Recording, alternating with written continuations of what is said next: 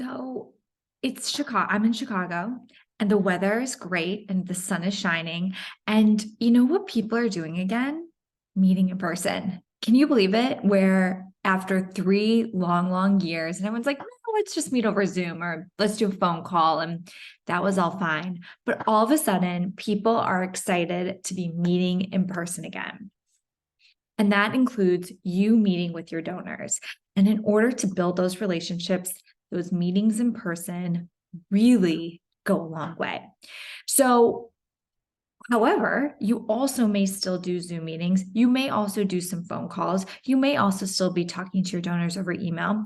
So, how do you think about what to do in those different circumstances?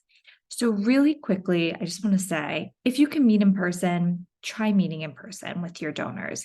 You will build relationships, those off the cuff moments, those being able to pick up on the nonverbal cues will all be so beneficial in the long run. And it's the unscheduled time, the time when you think the meeting is over and you're walking to your car. Those are the times where really you can learn a lot. So, if you can do in person, do in person.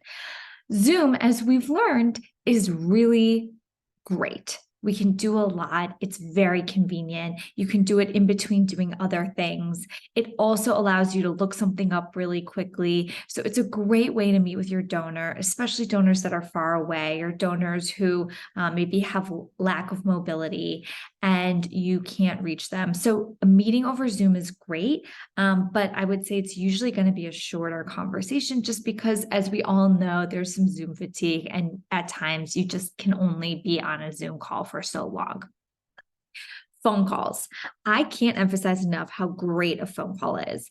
Sometimes people get nervous about picking up the phone and calling someone in an unscheduled time.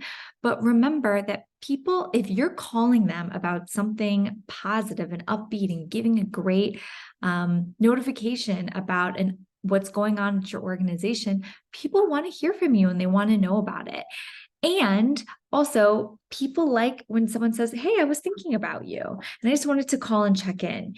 Even if it's a voicemail and then they call you back, it really can be helpful and beneficial to just call and check in. Again, it's usually going to be a shorter conversation. It might be something quick, but a phone call can be a lovely touch to someone's day. "Hey, I talked to this person. It was really nice." And then finally, of course, there's email. Email is more direct. Email is one directional. Email is a great way to check in with your donors when all these other options aren't available, and especially in terms of the run up and the follow up to these meetings. So, email is still great, but it's much harder to build a relationship.